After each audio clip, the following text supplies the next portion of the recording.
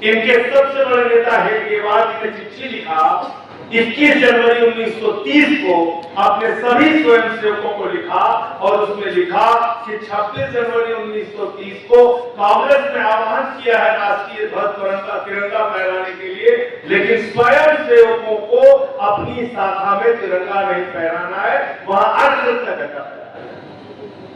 और मैंने सदन में पूछा कि आज तक बताओ कि तुमने कभी अपनी शाखा के अंदर तिरंगा झंडा फहराया हो तो बताओ। इनका तिरंगा से कोई लेना देना नहीं, इनका राष्ट्रगान से कोई लेना देना नहीं।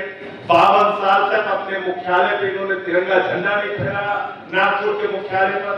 लेकिन ये साहब देशभक्त हैं, किसी को भी उठा के देशद्रोही बोल देते हैं। अब वो छात्र आंदोलन कर रहे थे, जंतर मंतर में कहने लगे देशद्रोही।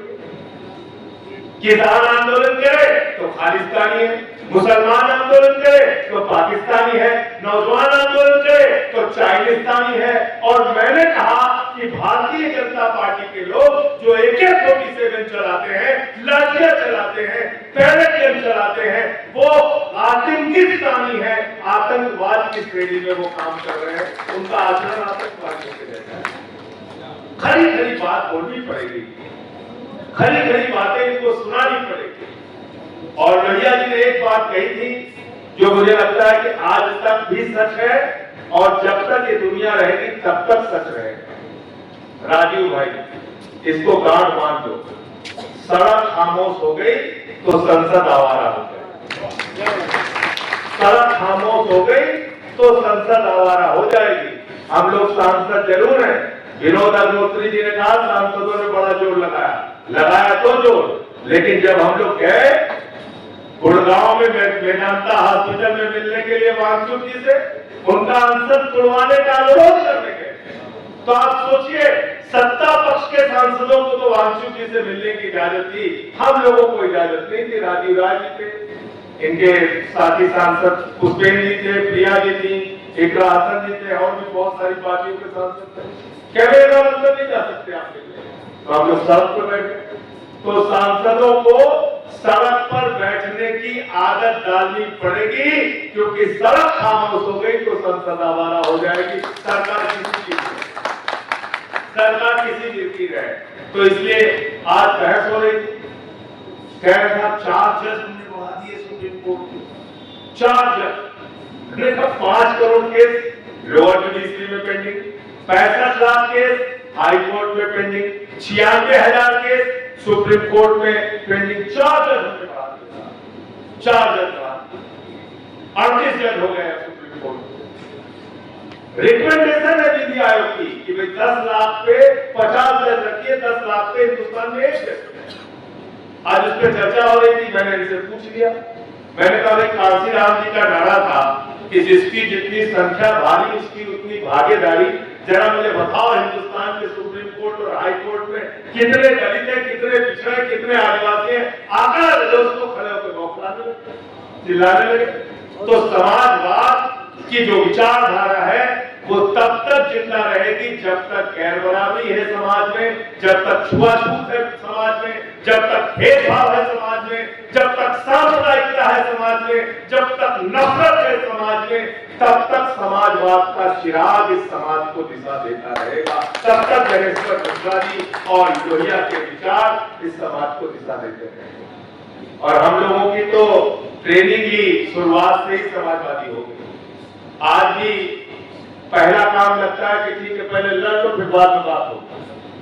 कोई भी बात है पहले आंदोलन में ज्यादा यकीन रखना चाहिए। और ये बात आप जान लीजिए, ये चीज जगेश्वर जी भी कहते थे, रघु जी भी कहते थे। सत्ता कई बार आपको आलसी बना देती है, आपको नीरस बना देती है, आपको कई बार लड़ने की क्षमता आपके अंदर कम कर देती है। उसको जीवित रखना है। अगर आपको समाजवाद की विचारधारा में चलना है, अगर आपको लोहिया के विचारों पर चलना है, अगर आपको जगेश्वर जी के विचारों पर चलना है, तो निश्चित रूप से उस भावना को आपको जीवित करके चलना पड़ेगा। हम लोग थे बैठे आदरणीय राम गोपाल जी, जब 3 ताला कानून आया था किसानों का, चीखते रहे, चिल्लाते रहे, अनुरोध करते रहे, नहीं माने तो आगे बढ़ते हम लोगों ने माइक तोड़ दिया। कहने लगे देखो ये तो हड़बड़ मचाते हैं, माइक तोड़ देते। हमने कहा तुम किसानों की हड्डी तोड़ रहे हो, हम तो सिर्फ माइक तोड़ रहे हैं, तो किसान की हड्डी तोड़ रहे हो। 1 साल के बाद वही बात जो हम लोग सदन में कह रहे थे, 1 साल के बाद हमारे प्रधानमंत्री जी प्रकट हुए, बोले तपस्या हम कभी रह गए, हम वापस ले रहे। क्यों? क्योंकि यूपी का चुनाव, तो सब कुछ चुनाव के लिए करना है। अभी बांकीपुर में हमारे यहाँ अवधि कहते हैं बांका गड़ासा, तो बांकीपुर में बांका चल गया है इनके वोट पे, और इसका संदेश पूरे देश के अंदर जाएगा। मैं ये कहना चाहता हूँ, ये कहीं ना कहीं उसी प्रकार का चुनाव है जैसे जनमोर्चा से बीपी सिंह जी चुनाव लड़े थे और उस समय 87 में चुनाव जीते थे। इसी प्रकार से बांकीपुर एक बहुत बड़ा संकेत है। 30 साल से भारतीय जनता पार्टी की जो सीट थी वो सीट को उठा गए, तो नौजवानों में चेतना पैदा हो रही, नौजवान जाग रहे हैं, नौजवानों में एक शक्ति पैदा हो रही है, उनको विश्वास पैदा हो रहा है कि नहीं यार इन्होंने बहुत मूर्ख बना दिया। क्या हालत है इस देश के विश्वविद्यालयों की, जिसकी राजनीति जनेश्वर जी करते थे। हिंदुस्तान का कोई भी विश्वविद्यालय दुनिया के पैमाने पे 100 नंबर में भी नहीं है, 200 नंबर में भी नहीं है, 300 नंबर में भी नहीं है। भारत का पहला विश्वविद्यालय जो वर्ल्ड रैंकिंग में है वो 320 नंबर पे, और जो पहला टेक्निकल कॉलेज वर्ल्ड रैंकिंग में है वो 123 नंबर पे है, दिल्ली विश्वविद्यालय। आपने शिक्षा की क्या हालत कर रखी है? 1 लाख सरकारी स्कूल आपने बंद कर दिया, 1,20,000 सरकारी स्कूल ऐसे जिसके एक टीचर, 98,000 सरकारी स्कूल ऐसे हैं जहाँ पे टॉयलेट का इंतजाम नहीं बच्चियों के लिए, 1,19,000 सरकारी स्कूल ऐसे हैं जहाँ बिजली का इंतजाम नहीं है। और आपको दिन रात हिंदू मुसलमान इसी राजनीति में उलझा कर रखा। हम लोग लोहिया को मानने वाले लोग हैं, वो लोहिया जो समाजवादी धारा में भी यकीन रखते थे, जो धर्मनिरपेक्षता में भी यकीन रखते थे, समाजवाद में भी यकीन रखते थे, और रामायण मेला का आयोजन भी कराते थे। कहते थे धर्म के अच्छे पक्ष को अंगीकार करो, कहते थे धर्म के अच्छे पक्ष को अपने अंदर उतारो। और यहां क्या हो रहा? राम नाम जपना, पराया माला, चंदा चोरी हो रही, चंदा चोरी हो रही। बताइए, मैंने सारे कागजात 2 करोड़ की जमीन 5 मिनट में 18.5 करोड़ का खरीदी चल सकता है। राम के नाम पे चंदा चोरी चल रही।